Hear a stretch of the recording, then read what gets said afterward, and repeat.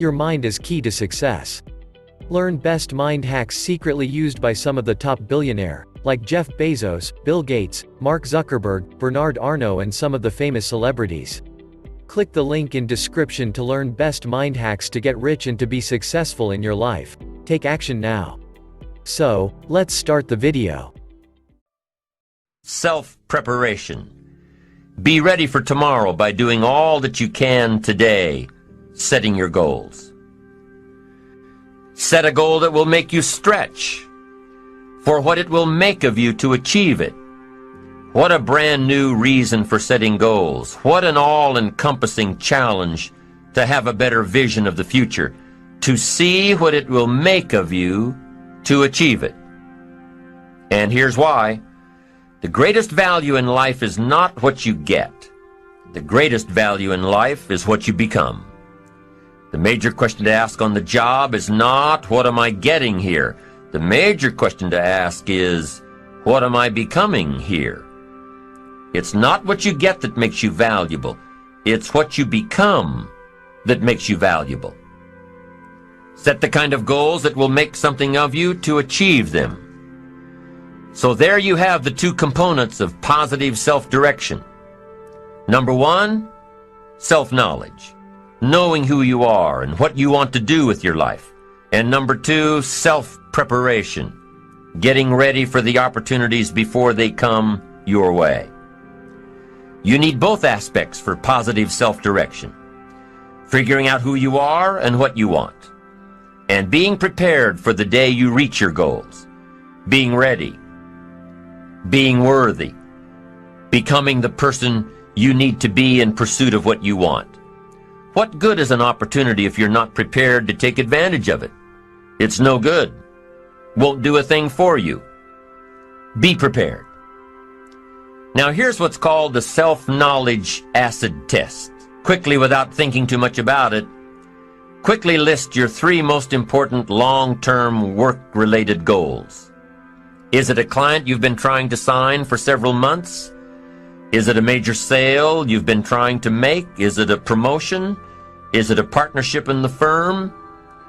Quickly list your three most important long-term work-related goals. Achievements that you want to make. Achievements that will take a while to get. Write them down. Again, without thinking too much about it, quickly list your three most important personal and spiritual goals. Things that will make a difference in your personal life. Is it going to church more often than holidays? Grasping all you can from the Sunday sermon? Is it spending more quality time with your kids? Is it turning the TV off during the dinner hour and actually talking about the important things in life with your family? Is it making more dates with your spouse? Is it planning a much-needed family vacation? What is it? What are the important goals in your personal and spiritual life? Is one of them making a conscious effort to exercise more, to eat better, to lose some weight, to get in shape? What are the three most important personal and spiritual goals that you have? Write them down. Doesn't matter what they are, just write them down. Now, take some time to really visualize what the achievement of these goals would look like. What does your future hold for you if you landed that big client? What does your future look like if you got that promotion? If you spent more time with your family? If you planned more outings with your spouse? What does your future look like? Really spend some time on this now. It's important stuff. What does it all look like? Ask yourself, is this really my goal? Is this truly what I want? Is it a positive goal? Is it important enough to me to become what it takes to reach this goal? Is it mine? Is it worth it? If your three goals on the career side and three goals on the personal side don't stand up to these questions, you need to take some time to carefully redefine a few things. Redefine your list. Redefine where it is that these goals came from. Redefine what actually is important to you. Redefine how hard you'll really work to get them. Now, there are two parts to this goal setting and redefining process. There's two parts. Number one, don't set your goals too low. An interesting thing that we teach in leadership, don't join an easy crowd. You won't grow. Go where the expectations are high. Go where the demands are high. Go where the pressure is on to perform, to grow, to change, to develop, to read, to study, to develop skills.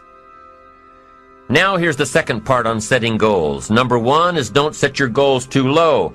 Number two is don't compromise. Don't sell out. There were some things I went for back in those early years that I paid too big a price for. If I'd known back then how much it was going to cost me, I never would have gone for them. But I didn't know. Don't sell out. The first benefit of self-preparation is that it moves you toward your goal. You've already got it in mind. You know where you want to go. You're getting ready for it. You're doing all the things you're supposed to do. And by getting ready to achieve your goals, you're moving closer to your goals. That's how it works. The second major benefit to self-preparation is that it refuels your ambition. Your activity refuels your ambition. The things that you are doing today are getting you ready for tomorrow. It's exciting. You know that you're getting closer every day. Ambition must be kept alive, be kept active, must continue to move forward. Otherwise, you're just daydreaming. You must keep active, keep moving forward so your ambition can fuel you, motivate you, get you where you want to be. Self-preparation. The benefits are, number one, it moves you toward your goals, and number two, it refuels your ambition. Be prepared. Get ready. This method of self-preparation involves 3 steps. Step 1. Carefully consider where the next opportunity for reaching your goal will originate. Where will it come from? Will it come from networking with your colleagues? Will it come from reading the last book that you bought? The book that's still sitting on your shelf waiting to give you some answers? Will it come from you taking the time to think it out? Where will it come from? The next opportunity that will push you forward. If you don't know, here's what you have to do. For each major goal of yours, the top priorities on your list, for each of these, take out a separate piece of paper, one single sheet per major goal, write down your goal at the top, and start listing all reasonable resources. Write down every possible place that you could find the opportunity to achieve this goal. And with each resource, classify them. Ask yourself, is this resource a sure thing? A good bet? About even chances? Unlikely? A long shot? Ask yourself these questions and classify all of the resources you have written down. That's the first step. The second step in this method of self-preparation is to make sure you know what you need to do to be prepared for your opportunities. Take your sure things first. Figure out what you need to do to be prepared when they happen. Break down your preparation into concrete steps. Make sure that you know exactly what you have to do to take advantage of the opportunity when it comes your way. Let's say that one of the top priorities on your career list of goals is to get this new client. Let's take it one step further to say that on your resource list for this goal is to have a lunch meeting with a friend who just happens to be the mentor of the client you're going after. Is this friend of yours a sure bet on your resource list? Well, let's say he is. I mean, you know this guy is a tremendous consulting source for the client you want. The client you want really listens to the opinions and advice of your friend. So you're getting ready to have lunch with your friend. What do? You've got to make sure that you're up on all the knowledge and the industry data that will impress your friend. Make him realize that he knows someone who could benefit from your knowledge and your vitality and your spirit and your experience. Impress him. Impress him so much that he goes back to his friend, the client you're after, and tells this prospective client of yours that he needs to do business with you. Be prepared. Go through your entire list of goals and resources and classify them. Break each resource into concrete steps of preparation. Start by working on the sure bets first, and then move down the line. The long shots will come through every so often, but start with the resources that will serve you best now. Get ready for the opportunities before they come your way. Step 3 in the self-preparation method is to do all you can to make each opportunity more likely to happen. After you've determined what you have to do to get ready, to be prepared, after you've determined this, see what you can do to expedite the process. What can you do to increase the likelihood of this opportunity? Go over it and over it and over it. Use these 3 methods again and again as you assess where you are now and where you have to go next to keep moving toward the achievements that are most important to you. Step 1, consider your resources. Step 2, determine what you have to do to get ready. Step 3, expedite the opportunities. And by the way, this method of self-preparation works wherever you are in your journey, whether you're close to your goals or whether you're just starting your journey of self-direction. This method works. Have working knowledge to draw from. Continually work on yourself in preparation of where you want to be. Build a reservoir of thoughts and ideas and philosophies and experiences that are your own. Build, grow, change, get ready, be prepared. Be prepared for a life worth living. Now here are the 4 ifs that make life worthwhile.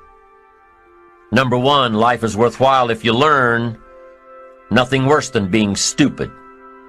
Life is worthwhile if you learn. Learn from your personal experiences. Learn from other people's experiences. Second, life is worthwhile if you try. Now you've got to take what you've learned and see if you can try your hand at it.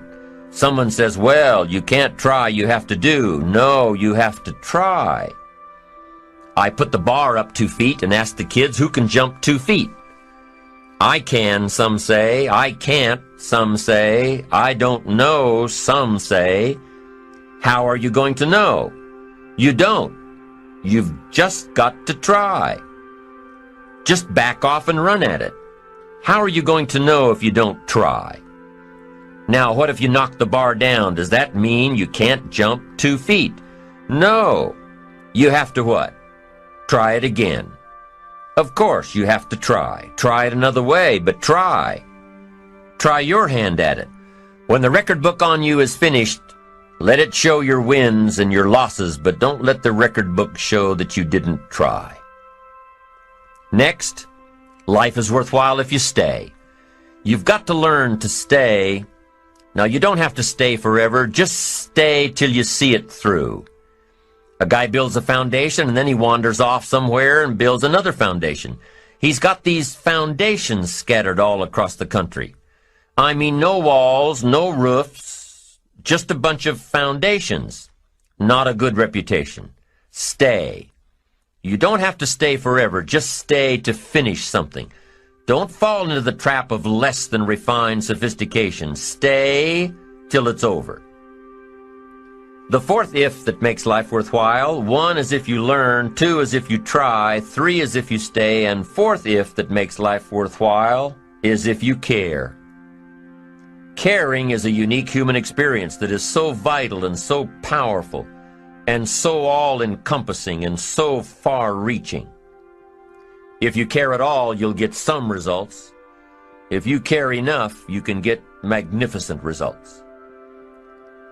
To lead a life worth living, you've got to learn, you've got to try, you've got to stay, and you've got to care. Taking responsibility for your own life, taking responsibility for whatever happens to you, knowing that you have consciously made the decisions that are now affecting you, knowing that what is happening now, today, is the direct result of your activity, what you did yesterday. Self-reliance is basically counting on yourself. Now, being self-reliant doesn't mean you can't work with others or trust others. Self-reliance means counting on yourself, trusting yourself, being confident with yourself, being responsible to yourself, trusting your own instincts, trusting the conclusions that you have developed from your study of experiences and philosophies, taking the credit that is due you, learning from the mistakes that you have made, being self-reliant. Gestalt psychologists give an example of being self-reliant. They say that you're responsible for getting caught in the rain. They say that by deciding not to carry an umbrella every day, you have made the decision to endure an occasional drenching. Translation: by not being prepared, you make the choice of getting caught in some of life's unpleasant circumstances. Be they rain, failures, economic losses, relationship losses, professional losses, personal losses. By not being prepared, thinking ahead, it's your choice.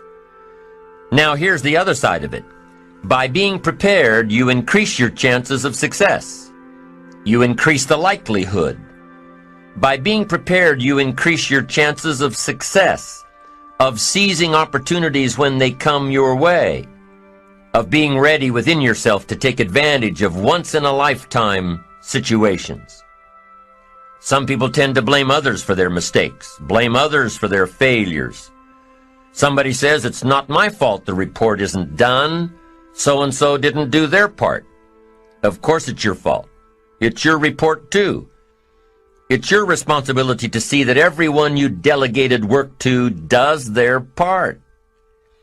Now, you can't control what others around you do, but it's in your own best self-interest, your enlightened self-interest, that you stay on top of things, especially if it's going to affect your future. You think your boss cares that John didn't do his part? You think he sees John as the bad guy? Of course not. All he sees is that the report isn't done, bottom line. Be responsible for the things that affect you. You can make sure you're more responsible by checking in with those people who are working with you, the people who make up your team. You can be more responsible by saying, hey John, how are you doing with your part? Do you need some help? Can we put somebody else in here to help you finish? Now if John consistently doesn't handle his part, you've got to replace John. If he isn't doing his share, you've got to find somebody that will. Or what? It will negatively affect you. You can't wake up in the morning that the project is due hoping and wishing that John has done his part. No, you've got to be responsible because it's going to affect your career too. Now, my approach to my better future very early on in my career was to just go through the day with my fingers crossed.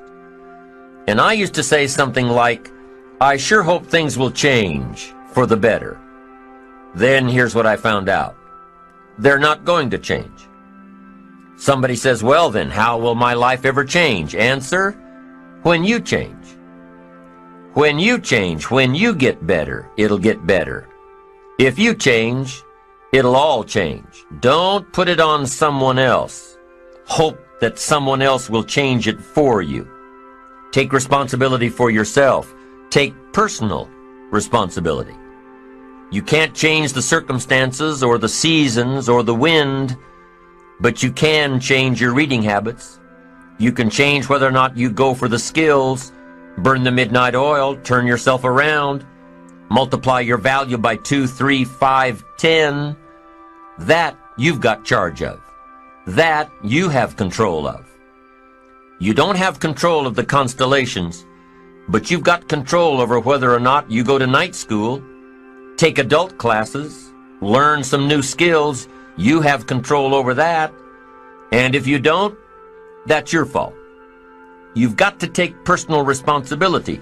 You've got to be self-reliant. You. Nobody else can change your life. alter your ambitions, pave a golden road for you.